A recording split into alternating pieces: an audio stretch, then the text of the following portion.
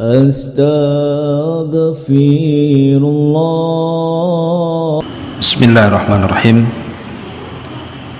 Assalamualaikum warahmatullahi wabarakatuh. Alhamdulillah, wassalatu wassalamu ala rasulillah wa ala alihi wa sahbihi wa mawalah wa la hawla wa la quwata illa billahi wa ba'du. Alhamdulillah, segala puja dan puji hanya milik Allah subhanahu wa ta'ala.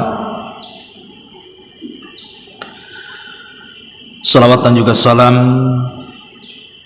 tahdiahkan kepada Rasul kita Nabi besar Muhammad sallallahu alaihi wa ala alihi wasallam. Pembahasan di pagi menjelang siang ini kita akan membahas tentang tanda-tanda husnul khatimah dan beberapa kelompok yang terbebas dari fitnah kubur atau pertanyaan mungkar dan juga nakir. Apa saja tanda-tanda kematian yang indah dan apa saja amalan yang bisa menghindarkan kita dari fitnah kubur ini? Inilah yang kita akan bahas 1 jam ke depan. Ma'asyiral muslimat yang dimuliakan Allah subhanahu wa ta'ala, kematian yang indah itu saya kira diharapkan semua manusia, saya, ibu atau siapapun pasti ingin kematian kita itu diakhiri dengan keindahan. Tetapi kebanyakan di tengah-tengah kaum muslimin kita saksikan banyak kematian-kematian itu yang memprihatinkan. Ada yang sedang di atas kemaksiatan dia meninggal, mungkin dia sedang mabuk dia meninggal, kena narkoba dia meninggal, sedang berzinah dia meninggal, sedang menipu dia meninggal, dan begitu seterusnya. Itu yang kita saksikan di sekitar kita. Tapi tak jarang juga kita saksikan ada orang-orang yang meninggal itu Masya Allah membuat cemburu bagi kita.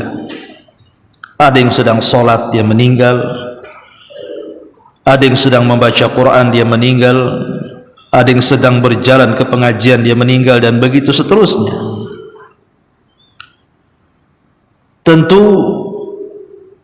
kematian ini dikembalikan kepada pilihan kita. Apakah kita ingin kematian kita su'ul khatimah atau husnul khatimah? Maka hakikatnya itu dikembalikan kepada kebiasaan kita. Kalau kebiasaan kita memang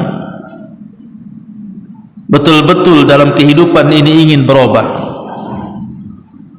memperbaiki yang kurang baik, meningkatkan ketaatan dan ibadah kita kepada Allah setiap harinya, maka insyaallah kematian kita akan diakhiri dengan yang baik. Dan itu berdasarkan hadis. Dalam sebuah hadis dari Anas bin Malik radhiyallahu anhu, Nabi sallallahu alaihi wasallam bersabda, "Idza aradallahu bi'abdihi khairan ista'malahu." Apabila Allah menginginkan kebaikan bagi hambanya, maka ia akan mempekerjakan hamba itu. Qalu kaifa yasta'miluhu ya Rasulullah? Sahabat bertanya, bagaimana Allah mempekerjakan wahai Rasul? Qala, maka Nabi SAW mengatakan, yuwaffiquhu li amalin salihin qabla mautihi. Allah akan memberikan taufik untuk berbuat kebaikan sebelum kematiannya. Jadi kalau sebelum kematiannya dia banyak melakukan kebaikan, banyak melakukan ibadah, artinya dia diberikan taufik. Taufik inilah yang kemudian mengakhiri kehidupan kita di atas kematian yang indah. Ma'asyiral muslimat yang dimuliakan Allah Subhanahu wa taala, di dalam Al-Qur'anul Karim, tepatnya surah Fussilat ayat 30, Allah Subhanahu wa taala mengatakan, innal ladzina qalu rabbuna Allah thumma istaqamu tatanazzalu alaihimul malaikatu alla takhafu wa la tahzanu wa abshiru bil jannati allati kuntum tu'adun. Sesungguhnya orang-orang yang mengatakan Rabb kami Allah, kemudian mereka istiqamah. Artinya istiqamah itu terus meningkatkan amal soleh kita setiap harinya, seperti menambah salat sunnahnya, menambah puasa sunnahnya, menambah sedekahnya, menambah zikirnya, menambah baca Qur'annya, dan dia istiqamah di situ.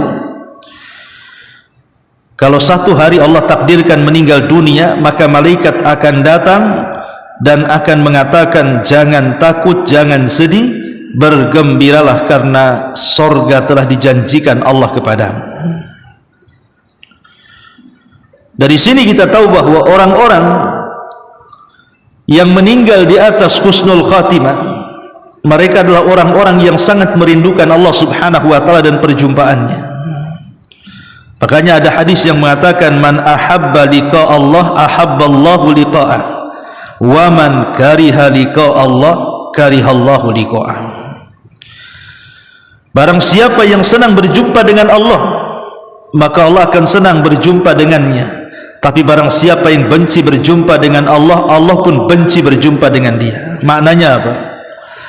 Orang yang banyak melakukan amal saleh, Bu, dia perbanyak salatnya, puasanya, zikirnya, baca Qur'annya, silaturahimnya, dan macam-macamnya, kan Bu, otomatis kan setiap amal yang kita lakukan kan ingin dapat balasan, kan Bu?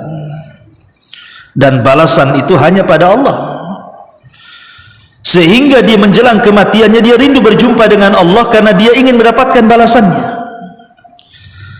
Tapi orang-orang yang tidak banyak beramal saleh, justru kemaksiatan yang ada, orang ini benci berjumpa dengan Allah karena dia tahu balasannya.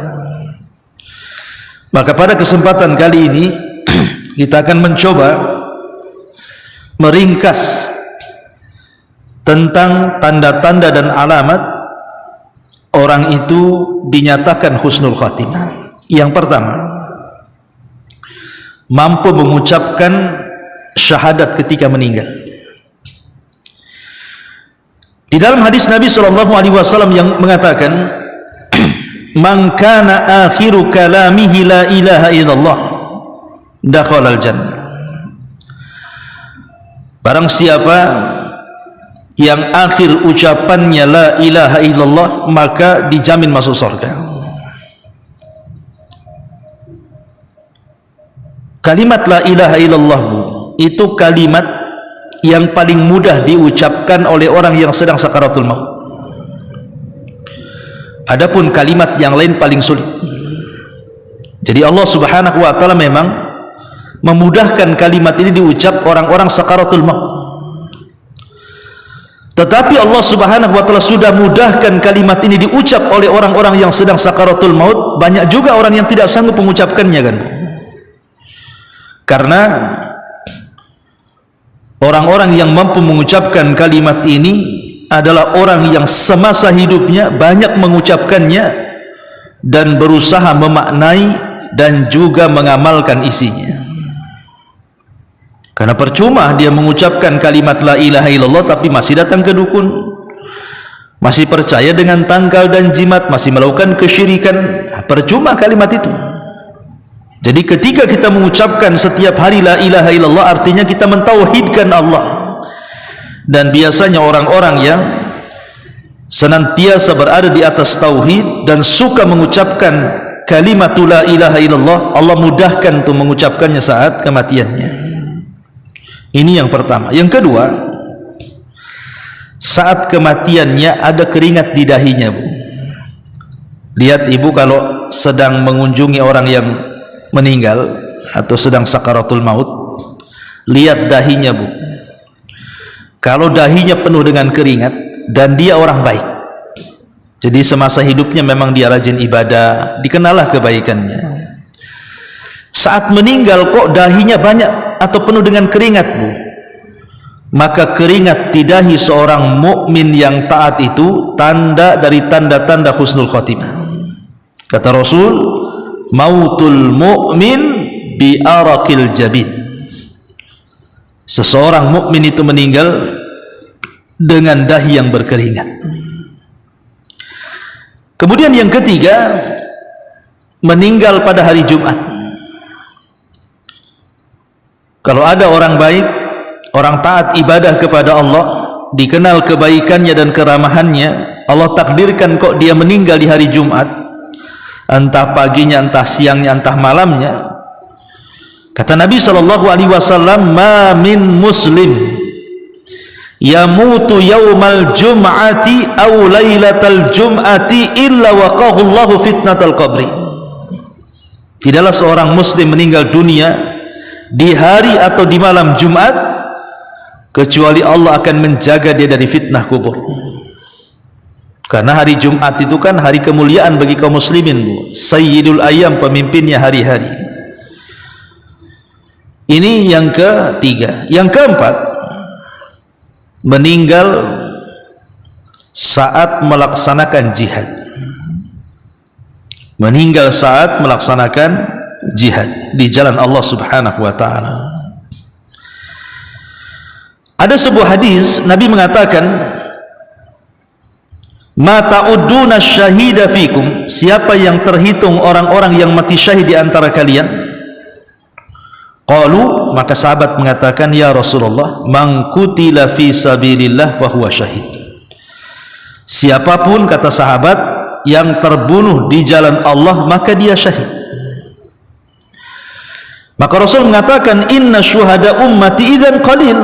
Kalau orang yang mati syahid itu orang yang mati ketika bertempur melawan musuh, kalau gitu para syuhada itu sedikit jumlahnya. Maka sahabat mengatakan, faman hum ya Rasul, kalau begitu siapa selain mereka wahai Rasul? Maka Nabi SAW mengatakan, man qutila fi sabilillah fahuwa syahid, wa man mata fi sabilillah fahuwa syahid, wa man mata fit ta'un fahuwa syahid, wa man mata fil batni fahuwa syahid, wal ghariqu syahidun. Kata Nabi SAW, sesiapa yang terbunuh di jalan Allah maka dia syahid. Sesiapa yang meninggal di jalan Allah maka dia syahid. Maksudnya meninggal di jalan Allah seperti ibu nih, dari rumah jalan kaki menuju ke pengajian karena Allah, bukan karena apa-apa ya, bukan karena ingin jumpa dengan kawan, bukan, tidak, memang ingin ngaji. Allah takdirkan mungkin kecelakaan di jalan, kemudian meninggal, maka meninggalnya mati syahid karena ibu mau datang ke pengajian, atau ibu dari rumah ke sini kesandung, jatuh, meninggal pula, mati syahid. Tapi jangan disandung-sandungkan, Bu, maksudnya tanpa sengaja tersandung, maka dia syahid.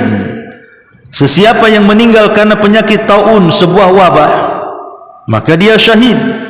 Sesiapa yang meninggal karena penyakit perut, maka dia syahid. Dan sesiapa karena tenggelam, maka dia syahid. Tentu maksudnya orang-orang yang baik kan, Bu, maksudnya orang-orang yang rajin ibadah, orang yang taat. Allah takdirkan kematiannya seperti itu maksudnya ya. Kematiannya tenggelam, kematiannya karena sakit perut, kematiannya karena wabah, maka itu dianggap syahid ya. Termasuk juga yang kelima, meninggal karena tertimpa sesuatu. Kata Nabi SAW, asy-syuhada khamsatun, al-mat'un wal mabtun wal ghariq wa sahibul hadmi wa syahidu fi sabilillah. Orang yang mati syahid ada 5. Orang yang mati karena penyakit wabah, orang yang mati karena sakit perut, orang yang mati karena tenggelam, orang yang mati karena tertimpa reruntuhan, dan orang yang mati syahid di jalan Allah. Umpamanya dia tukang bangunan, ya dia orang baik, taat. Allah takdirkan ketika dia bekerja di sebuah bangunan, roboh pula bangunan itu karena dia mati syahid. Tukang-tukang itu kalau dia orang baik, kalau dia orang taat gitu ya, Allah takdirkan kematian seperti itu, insya Allah syahid. Atau mungkin karena gempa tiba-tiba roboh rumah, terkena runtuhan, atau seperti di Palestina dibom rumahnya, akhirnya terkena runtuhan mati, itu syahid bu, kalau dia orang baik ya. Kemudian yang nomor 6, meninggal karena melahirkan. Nah, bagi ibu-ibu ya, kata Nabi SAW dalam sebuah hadis dari Ubadah ibn Samit radhiyallahu anhu menghabarkan tentang orang-orang yang mati syahid. Beliau bersabda, wal mar'atu yaqtuluha jam'a syahadat yajurruha waladuha bisararihi ilal jannah. Dan wanita yang meninggal karena melahirkan, maksudnya melahirkan anaknya, masuk golongan syahid, dan anak itu akan menarik dengan tali pusarnya orang tuanya ke dalam surga. Subhanallah bu ya. Jadi kalau Allah takdirkan ada orang sedang meregang nyawa karena melahirkan, Allah takdirkan meninggal ibunya atau meninggal dua-duanya, maka Rasul mengatakan anak itu akan menarik dengan tali pusarnya ibunya ke surga. Makanya kenapa kemudian ada keutamaan yang luar biasa bagi wanita-wanita dari mengandung sampai melahirkan itu. Kalaupun Allah Subhanahu wa ta'ala takdirkan meninggal ketika melahirkan, maka wanita itu mati syahid. Tentu sekali lagi wanita yang taat ya, wanita yang rajin sholat, wanita yang rajin melakukan zikir, baca Quran, ibadah lah pokoknya. Allah takdirkan kok kematiannya seperti itu, maka dia mati syahid dan mati husnul khatimah. Kemudian yang nomor 7, meninggal karena terbakar atau radang selaput dada. Kata Nabi SAW, asyhadatu sab'un siwal qatli fi sabilillah.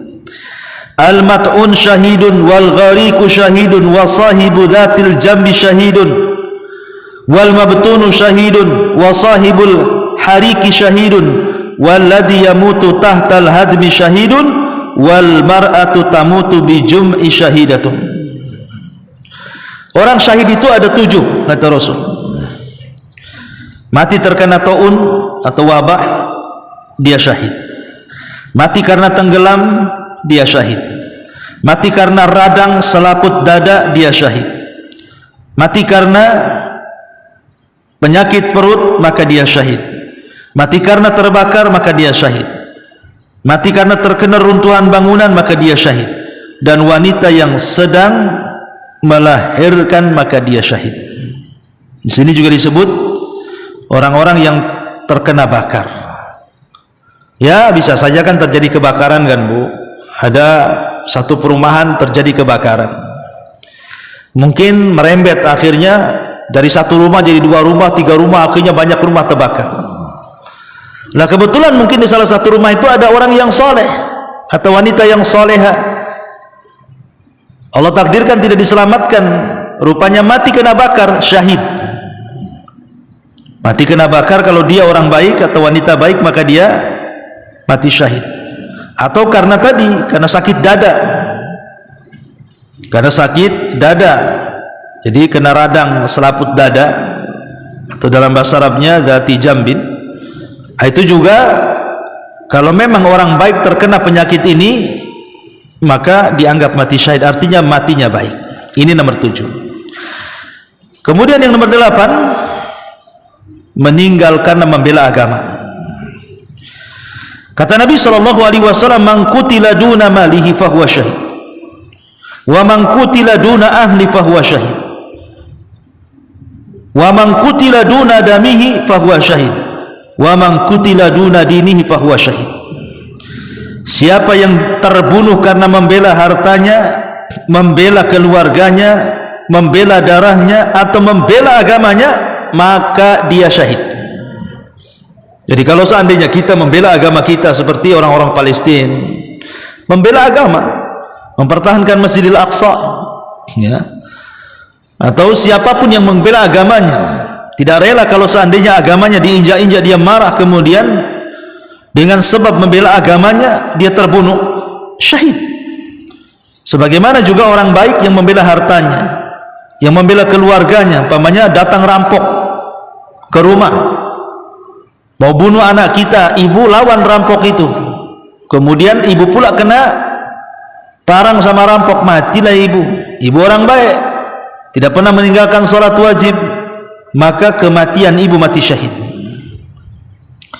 Ini yang nomor 8. Nomor 9, meninggal karena menjaga wilayah perbatasan kaum muslimin, seperti orang-orang Palestina itu disebut ribat namanya. Ribatu yaumin wa lailatin khairun min siyami syahrin wa qiyamihi wa in mata jara alaihi amaluhu alladhi kana ya'muluhu wa ujri alaihi rizquhu wa aminal fattan, kata Rasul. Berjaga-jaga sehari semalam di daerah perbatasan lebih baik daripada puasa beserta salat malamnya selama 1 bulan. Seandainya dia meninggal, maka pahala amalnya yang telah ia perbuat akan terus mengalir dan akan diberikan rezeki baginya, dan dia terjaga dari fitnah kubur. Ini yang nomor 9. Yang nomor 10, meninggal saat melakukan amal perbuatan baik. Ibu lagi ngantar sedekah, meninggal. Ibu lagi sholat, meninggal. Ibu lagi zikir, meninggal. Ibu lagi baca Quran, meninggal. Ibu lagi bantu orang, meninggal. Ibu lagi masakan keluarga untuk anak istri karena Allah, meninggal. Pokoknya meninggal di atas kebaikan. Kebaikan apa saja. Maka kebaikan apa saja kalau Allah takdirkan ibu meninggal dengan sebab itu, maka ibu diberikan kematian yang baik. Karena Rasul mengatakan sana'iul ma'ruf taqi masari as-su. Jadi perbuatan kebaikan itu bisa menghindarkan dari keburukan-keburukan, salah satunya su'ul khatimah. Inilah 10 tanda kalau ada pada diri kita, maka kita dianggap husnul khatimah. Ma'asyiral muslimat yang dimuliakan Allah Subhanahu wa taala. Kemudian yang kedua, pembahasan yang kita akan bahas adalah orang-orang yang mereka ketika meninggal dunia terbebas dari fitnah kubur. Ketika manusia saat meninggal dunia didatangi mungkar dan nakir, kemudian ditanya, man rabbuka, siapa Rabbmu, wa man nabiyuka, siapa nabimu, wa madinuka, apa agamamu, maka semua manusia harus menjawabnya. Kalau dia sanggup menjawab, sebagaimana Allah mengatakan, yutsabbitullahu alladhina amanu bil qauli tsabit. Allah tetapkan jawaban orang-orang yang beriman dengan jawaban yang mantap. Berarti orang ini selamatlah dari fitnah kubur.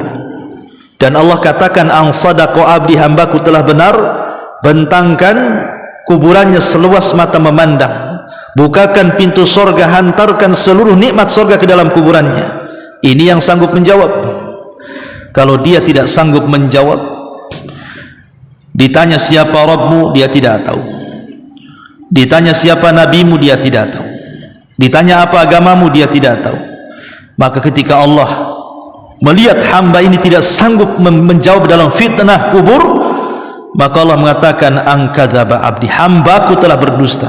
Sempitkan kuburannya, hantarkan hawa panas dan neraka ke kuburannya, dan dia akan dipukul oleh malaikat yang kalau seandainya pukulannya itu diletakkan di gunung Uhud cukup menghancurkan gunung Uhud, kata Nabi.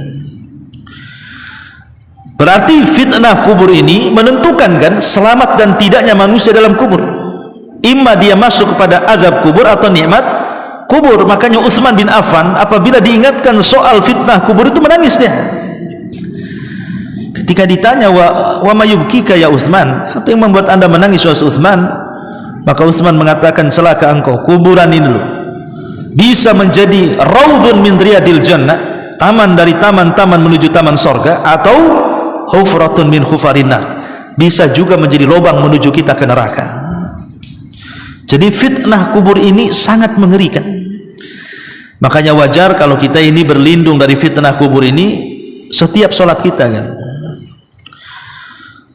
Lalu di sana ada individu perorangan dari kaum muslimin, dari umat Islam itu yang tidak akan ditanya, Bu. Jadi ada orang-orang itu tidak akan ditanya, tidak akan disamperi mungkar nakir. Siapa mereka ini? Enak sekali mereka tidak ditanya mungkar nakir ini. Yang pertama, orang yang mati syahid. Orang yang mati syahid seperti mamanya sekarang para mujahidin yang ada di Palestina melawan Zionis Israel itu kan, Bu. Itulah para mujahidin itu, jelas-jelas yang diperangi adalah orang-orang kafir. Jadi kata Nabi SAW ketika seorang laki-laki bertanya kepada Rasulullah, ya Rasulullah, ma balul mu'minin yuftanuna fi kuburin illa syahid. Kenapa orang-orang yang beriman itu mereka difitnah, ditanya oleh mungkar dan nakir, kecuali orang yang mati syahid kok enggak ditanya? Maka Rasul mengatakan, kafa bi bariqatis suyuf ala ra'sihim fitnah. Cukuplah kilatan-kilatan pedang bagi para syuhada itu menjadi fitnah di dunia. Jadi tidak ada fitnah lagi di kuburan. Jadi semasa dia perang dengan kilatan-kilatan pedang saja itu sudah menjadi fitnah bagi mereka. Jadi tidak akan terulang fitnahnya. Makanya para syuhada, orang-orang yang mati syahid, mereka terbebas dari fitnah kubur alias pertanyaan mungkar dan nakir. Ini yang pertama. Yang kedua, al-murabit. Murabit itu artinya orang-orang yang menjaga perbatasan daerah kaum muslimin dengan orang-orang kafir. Seperti orang-orang yang berada di jalur Gaza gitu kan. Jangan sampai kemudian musuh masuk. Maka jalur Gaza itu dijaga terus oleh kaum muslimin. Kalau seandainya Allah Subhanahu wa taala takdirkan ketika menjaga perbatasan kemudian dibunuh musuh, maka orang ini tidak akan terkena fitnah kubur. Karena Rasul yang mengatakan ribatu yaumi wa lailatin khairun min siyami syahrin wa qiyamihi wa in mata jara alaihi amaluhu alladhi kana ya'maluhu wa ujriya alaihi rizquhu wa aminal fattan. Berjuang sehari semalam lebih baik daripada puasa selama sebulan beserta salatnya. Jika ia mati, maka pahala amal yang telah ia lakukan akan tetap mengalir, rizkinya pun akan tetap berlangsung, dan dia akan terjaga dari fitnah. Maksudnya fitnah kubur. Ini yang kedua. Yang ketiga, para nabi tidak akan ditanya, karena salah satu pertanyaannya adalah soal nabi. Wa ma nabiyuka, siapa nabimu? Sebagaimana hadis yang mengatakan ma kunta taqulu fi hadzal rajul, bagaimana pendapat tentang orang ini, maksudnya nabi. Karena nabi adalah objek pertanyaan, berarti nabi tidak akan ditanya karena dia objek pertanyaannya. Maka yang ketiga, para nabi tidak akan ditanya. Kemudian yang keempat, anak kecil dan orang gila. Anak kecil dan orang gila. Tetapi menjadi perselisihan ulama memang. Pendapat yang pertama, bahwa anak kecil dan orang gila tetap ditanya. Ini pendapat Malikiyah dan Hanabilah, dan yang dipilih oleh Qurtubi dan yang dipilih oleh Ibnu Taimiyah. Tapi pendapat yang kedua, bahwa anak kecil dan orang gila tidak akan ditanya di kuburan mereka. Dan ini pendapat Syafi'iyah, sebagian Malikiyah dan Hanabilah, dan ini juga pendapat Al-Qadhi dan juga Ibnu Aqil, termasuk juga yang dikuatkan oleh Al-Imam Ibnu Utsaimin dan juga Syekh bin Baz rahimahullahu taala, bahwa mereka tidak akan ditanya. Ya, jadi kalau ibu tidak ingin ditanya malaikat, jadi orang gila, Bu. Kalau orang waras mesti ditanya. Tidak mungkin juga lah kita orang gila, nggak mau kan, Bu. Maka kalau kita akan ditanya, persiapkan dengan pertanyaan itu. Tapi kalau anak kecil meninggal dunia, ada yang mengatakan ditanya, ada yang mengatakan tidak ditanya. Kemudian yang nomor 5, as-siddiqin, orang-orang yang jujur, orang-orang yang selalu mengatakan kebenaran. Dan orang yang jujur itu langka, Bu. Sebagian ulama mengatakan bahwa di antara orang-orang yang tidak akan ditanya adalah siddiqun. Kenapa? Karena mereka lebih afdol dibandingkan syuhada dan orang-orang saleh. Makanya Allah mengatakan, ulaika ma'al ladzina an'amallahu minan nabiyyina was-siddiqina wasyuhada was-salihin. Mereka orang-orang yang diberikan nikmat dari kalangan para nabi, para siddiqin dan syuhada. Menunjukkan siddiqin lebih tinggi daripada syuhada. Kalau syuhada tidak ditanya, siddiqin jelas tidak akan ditanya, karena posisinya lebih tinggi dibandingkan para syuhada. Ya, dan para siddiqin adalah orang-orang yang jujur. Orang jujur itu sulit, Bu, ya, karena kita ini jujur sekali dua kali, bohongnya itu berkali-kali. Kemudian yang nomor 6, orang yang mati di hari Jumat. Sebagian ulama mengatakan orang yang mati di hari Jumat, maka dia akan terbebas dari fitnah kubur berdasarkan hadis man mata yaumal jum'ati kutiba lahu ajru syahid wa wuqiya min fitnatil qabri. Barang siapa yang meninggal di hari Jumat dicatat sebagai pahala orang yang mati syahid dan akan dibebaskan dari fitnah kubur. Tentu orang-orang baik, ya. Ya, kalau maling mati di hari Jumat ya sama aja. Ya, maksudnya orang baik gitu, Bu, ya. Orang yang taat, orang yang ahli ibadah, lagi baca Quran dia meninggal, Allah pilih di hari Jumat, itu maksudnya orang-orang yang terfitnah dari yang terbebas dari fitnah kubur. Dan yang nomor 7, mati karena sakit perut. Ada sebuah hadis dari Abdullah ibn Yasar. Jadi dia mengatakan, aku pernah duduk bersama Sulaiman ibn Surad dan Khalid ibn Urfutah. Mereka menyebutkan ada seseorang yang meninggal karena sakit perut. Keduanya berkeinginan untuk menyaksikan jenazahnya. Maka salah satu dari keduanya berkata kepada yang lainnya, bukankah Rasul yang bersabda, siapa saja yang meninggal karena sakit perut maka dia tidak akan disiksa dalam kuburnya? Lalu yang lainnya berkata, betul apa yang kamu ucapkan itu. Tentu ini orang baik juga, ya. Jadi kalau Allah pilih kematiannya seperti itu, berarti dia orang baik. Tapi kalau melakukan kejahatan dia mati karena sakit perut, ya nggak masuk dalam hadis ini. Maksudnya orang baik, orang taat yang Allah pilihkan kematiannya dengan sakit perut, maka akan terbebas dari fitnah kubur. Dan yang nomor 8, orang yang suka melazimkan baca surah Tabarok. Ibu baca surah Tabarok setiap malam. Tabarakalladzi biyadihil mulku wa huwa ala kulli syai'in qadir. Maka Nabi SAW mengatakan dalam sebuah hadis, hiyal munjiatu hiyal maniatu. Surah Tabarok adalah penyelamat dan dia adalah al-mani'ah yang mencegah dari azab kubur. Bahkan Rasul mengatakan suratun 30 ayat syafa'at li sahibiha min azabil qabri. Satu surat terangkai dari 30 ayat akan menjadi syafaat bagi para pembacanya, bahkan akan selamat dari azab kubur. Kata Rasul, tabarakalladzi biyadihil mulku wa huwa ala kulli syai'in qadir.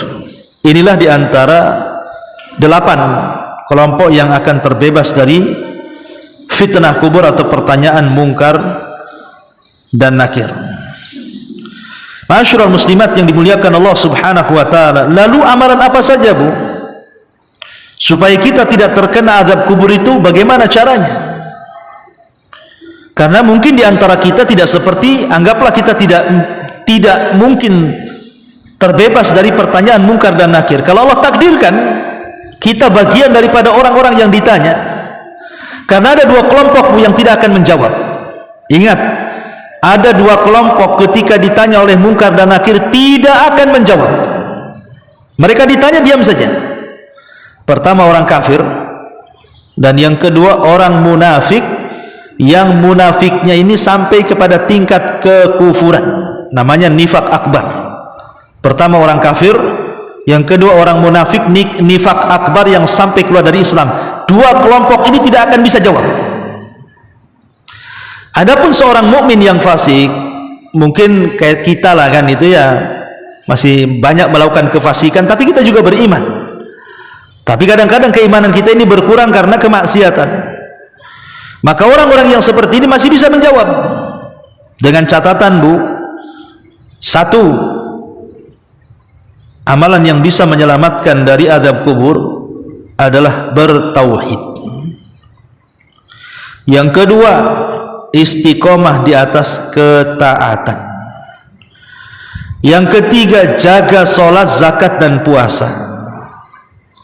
Yang keempat, berkeinginan kalaupun kita tidak bisa berperang, tapi ada keinginan untuk berperang di jalan Allah.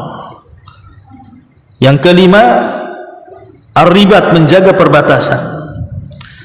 Yang keenam, terus ta'awud, berlindung dari azab kubur dalam setiap salat kita. Kemudian yang nomor 7, banyak-banyak berdoa supaya kita terlepas dari azab kubur. Dan yang nomor 8, jauhi penyebab-penyebab yang mengakibatkan azab kubur, seperti ghibah, namimah, cebok gak bersih dan begitu seterusnya. Itu kan penyebab-penyebab datangnya azab kubur. Wallahu a'lam bishawab. Ini diantara yang bisa saya sampaikan pada pembahasan di siang hari ini. Taib, sebelum saya tutup, kalau ada yang bertanya silakan.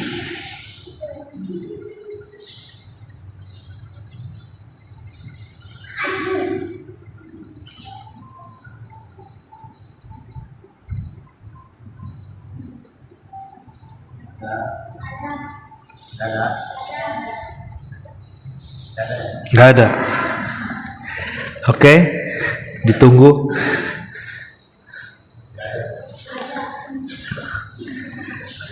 Iya.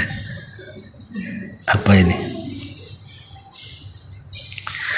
Bismillah, setiap mayit yang masuk ke kubur akan dihimpit dan dijepit. Apakah tidak terkecuali orang-orang yang beriman?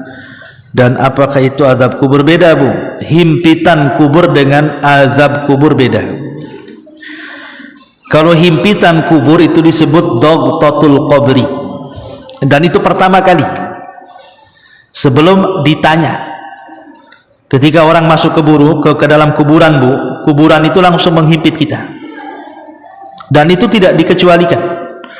Mau orang kafir, mau orang yang beriman, mau orang baik, mau orang jahat, mau bayi, mau orang dewasa, semua terkena himpitan. Khusus untuk himpitan itu tidak akan selamat siapapun. Sampai bayi yang tidak berdosa saja kena himpitan. Makanya di zaman Rasul ada sahabat namanya Sa'ad ibn Rabi, itu pemimpin Aus, ya. Sa'ad ini pemimpin Aus, Sa'ad ibn Rabi ini. Dia yang mengislamkan satu kabilah Aus, Bu. Bayangkan bagaimana jasanya dalam Islam mengislamkan satu kabilah, Bu, sampai akhirnya jadi orang-orang Ansor tuh. Itu berkas jasanya Sa'ad tuh. Saat kematian Sa'ad itu, Bu, 70.000 malaikat turun dari langit mengantarkan jenazahnya, dan arsy Allah bergetar karena kematiannya. Tapi kata Rasulullah, kalau seandainya ada yang selamat dari himpitan kuburan, tentulah Sa'ad orangnya. Tapi Sa'ad pun tidak selamat, dia pun terkena himpitan. Kalau sekelas Sa'ad saja terkena himpitan, macam mana kita pula lah, Bu? Maka kita pasti akan terkena himpitan. Cuman bedanya, kalau begitu apa bedanya himpitan kubur bagi orang yang beriman dengan orang kafir? Ulama menjawab, adapun himpitan bagi orang-orang kafir itu muqaddimah siksa bagi dia. Sebelum azab kubur itu disiksa dengan himpitan. Karena tanah yang menghimpit orang-orang kafir itu akan meretakkan seluruh persendian dan tulang-tulang dia, dan dia akan menjerit, dan tidak ada yang tahu sakitnya kecuali Allah. Saking sakitnya. Itu himpitan bagi orang-orang kafir. Tapi himpitan bagi orang-orang yang beriman tidak sama, Bu. Himpitan bagi orang-orang yang beriman itu seolah-olah seorang ibu yang sedang merangkul bayinya. Coba bayangkan kalau ibu memeluk bayinya, Bu, kan tidak mungkin bayi itu sampai kesakitan, kan, Bu? Ya seperti itulah ketika tanah menghimpit orang yang beriman, maka seolah-olah tanah itu ibu kita, karena kita berasal dari tanah dan kita akan kembali ke tanah, dan kita ini seolah-olah bayinya. Jadi tanah itu menghimpit kita seolah-olah seorang ibu menggendong ataupun merangkul anaknya, tidak terasa sakit. Itu himpitan kasih sayang bumi kepada kita. Itu kalau yang beriman. Tapi kalau semua terkena himpitan, ya semua terkena himpitan, wallahu a'lam. Ya, ini yang bisa disampaikan. Subhanakallahumma bihamdika asyhadu an la ilaha illa anta astaghfiruka wa atubu ilaik. Allahu taala alam. Assalamualaikum warahmatullahi wabarakatuh.